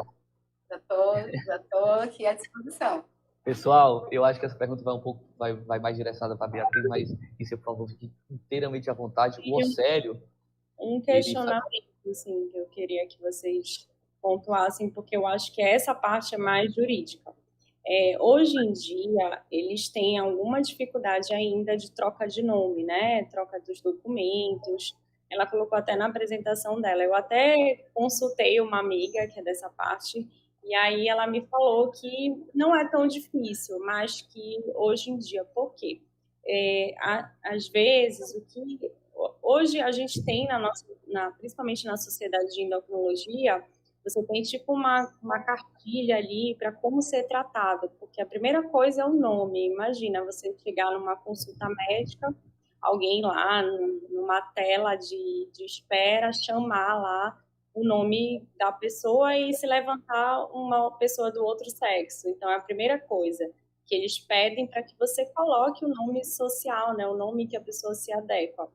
E aí eu quero saber, assim, de vocês, qual é a experiência de vocês daí, o que tem sido difícil essa troca de nome, se ainda tem que ser aquela parte judicial toda que antes era bem chata para eles, demorava tudo, ou se está sendo mais fácil, porque o que eu sei, assim, de alguns locais está sendo bem tranquilo. Eu posso acrescentar uma pergunta nessa sua pergunta? Pode. Eu estava me lembrando aqui, ouvindo tudo isso, e me lembrando do relato dos adolescentes, né? Porque, assim, uma coisa é a gente ler, depois a gente ouvi-los, né? A gente dimensiona o impacto, né, dessas vivências, realmente, quando a gente dá voz, não, porque a voz está lá, né? A gente não dá voz para ninguém. Mas quando a gente escuta esses relatos. E aí eu nunca esqueci do relato, né, de um adolescente trans que tinha todo o apoio da família, e eles realmente, assim, militaram muito, né, para que ele tivesse proteção no ambiente escolar, certo? Ele fez a transição do nome, né, a família aceitava e tudo, mas nas escolas, assim, a aceitação era muito baixa, inclusive o acesso aos banheiros, né, ao banheiro correto. Então, assim, a não aceitação de diversos educadores, né, diversos professores que realmente se negavam a usar o nome social, e aí aquele adolescente passou por várias escolas, e a família processava as escolas, mas, assim, não sei se há respaldo, né, jurídico em relação a isso, mas, assim, foi muito sofrimento. Ele só parou de ter, assim, de sofrer violência institucional, né, nas escolas quando ele saiu, de fato, das escolas, porque nenhuma das escolas, todas privadas, que ele passou, realmente conseguiu respeitar. E assim, em relação a políticas afirmativas na escola, assim, eu tenho realmente uma curiosidade para saber se existe algum respaldo jurídico em relação a isso, porque, se eu não me engano, eu posso estar equivocada, mas eu acho que nem o ECA, ele trata a questão, né, da orientação sexual, ou das minorias de gênero de uma forma muito clara e específica, né? Dentro da proteção da infância e juventude. Mas eu acho que isso é uma coisa que é uma curiosidade, na verdade. Pessoal, é o seguinte, é aquilo que eu estava falando para vocês, né? Do ponto de vista legal, a gente tem um entrave muito, muito grande, que é exatamente essa questão moralista que permeia a construção normativa no país. A Beatriz tocou no ECA, a Rícia falou sobre acho que uma portaria, né, do Conselho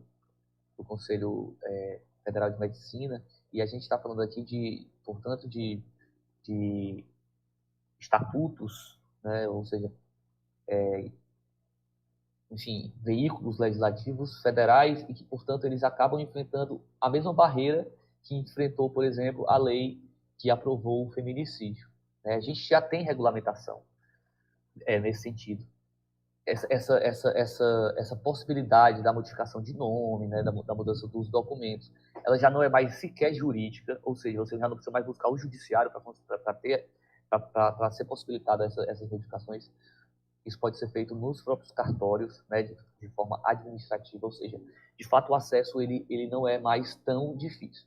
Agora, existe toda uma questão do desconhecimento, do desconhecimento da lei de uma maneira ampla, que impede que essas pessoas tenham acesso, né, ao serviço cartorário, por exemplo, para essa modificação. No meu ponto de vista, o que eu acho é que falta, e de fato a gente não encontra isso de uma maneira muito acessível como política pública, né, de educação, por exemplo. A gente não tem um dispositivo legal também que venha a exigir que, por exemplo, escolas ou faculdades, eles aceitem o nome social do indivíduo, até que esse indivíduo já tenha, eu vou colocar aqui juridicamente, mas como eu falei para vocês, no próprio cartório, até que ele já tenha feito toda essa modificação enfim, do nome, né, e da questão do gênero. Então, a questão, e aí, Beatriz, é mais ou menos, né, a situação que passou o indivíduo aí que tu ouviu na tua pesquisa, né? Possivelmente ele ainda não tinha feito essa modificação do nome, até porque devia ser menor de idade, né, se ainda estava nas escolas, ele não tinha feito a modificação dos registros civis dele, né, a identidade, passaporte, a certidão de nascimento, inclusive. Então, como não havia ainda essa modificação legal, não existe também a exigência legal de que o colégio ele viesse a respeitar. Eu não sei se tu viu, é possível que tu tenha visto no Instagram, a gente acaba seguindo algumas páginas que trazem uma discussão um pouco mais interessante para aspectos como esse, mas eu vi várias vezes, em várias páginas de Instagram diferentes, uma postagem de uma moça que contou a história de que a mãe dela era bancária do Banco do Brasil e chegou na agência na década de 70, uma mulher travesti, na época, falava dessa forma, e aí ela percebeu que, né, quando ela entregou os documentos, era um nome masculino, mas ela se identificava, obviamente, com o gênero feminino. E aí a atendente sempre que ia se referir à mulher trans, ela chamava pelo nome social, né, pelo nome de mulher. E o gerente obrigou, não, você não pode fazer isso, você tem que chamar pelo nome que está no documento. Porque, enfim, é uma questão moralista, né, conservadora. E ela se recusou a seguir essa ordem do gerente, e continuava chamando pelo nome social até que ela foi transferida de agência, né, pelo gerente que passou a persegui-la por conta, né, pelo simples fato de que ela resolveu respeitar a identidade de gênero dessa pessoa, né, e achei a fala dessa pessoa interessante, porque a mãe dela acabou sendo transferida para outra agência, e em algum momento a mulher acabou encontrando ela para ser atendida sempre por aquela mulher naquela agência, né? Então, assim, e aí ela termina falando, olha, se minha mãe na década de 70, né, enfrentou tudo isso para poder respeitar a identidade das pessoas, por que a gente em 2020, por que essas escolas, né, essas faculdades em 2020, elas precisam exigir que, não, cadê, legalmente, deixa eu ver aqui o teu documento, já mudou o nome? Já, então tá certo, agora eu vou te chamar dessa forma. Eu já tive situações, né, como essas, e que, obviamente, eu respeitava o nome social que o indivíduo me trazia, e eu acho que é uma questão humanista muito importante. Eu queria só fazer uma pergunta aqui para vocês, gente. O Océlio, faz tempo que ele escreveu aqui no chat, E ele coloca assim, para pais mais arcaicos, né, ou de idade avançada, se tem algum conselho que possa ajudar nesse aprendizado, né, para melhorar a convivência com as pessoas. Será que a Beatriz pode ajudar? Eu acho que, assim, uma das coisas muito importantes que ajuda muito a família, principalmente a família muito tradicional, é ela entender que o impacto da não aceitação, né, é a pior violência que o filho pode, né, atravessar. Então, assim, esse esclarecimento para a família ele é muito importante, porque parece claro, mas não é, né? Muitas vezes quando a família nega, rejeita, não aceita, ela acha que está fazendo o melhor, né? Então, esse tipo de esclarecimento, né, né, da variação natural, né, de gênero, né, da despatologização, do impacto da não aceitação, né, tudo isso eu acredito que fortalece bastante a família. E as intervenções, elas podem ser também familiares, né, na qualidade dos vínculos, né, facilitando o processo de comunicação, né, o fortalecimento dos afetos positivos. Então, com certeza, uma boa equipe transdisciplinar, ela pode fazer uma diferença muito grande, né, no suporte, no apoio de uma família. Obrigado, Beatriz. Kícia, eu vou passar a palavra para tu fazer as tuas considerações finais. A gente já extrapolou o tempo aqui. E depois eu passo para a Beatriz e a gente acaba encerrando por aqui, tá bom? Quero agradecer, tá, Renato, ao convite.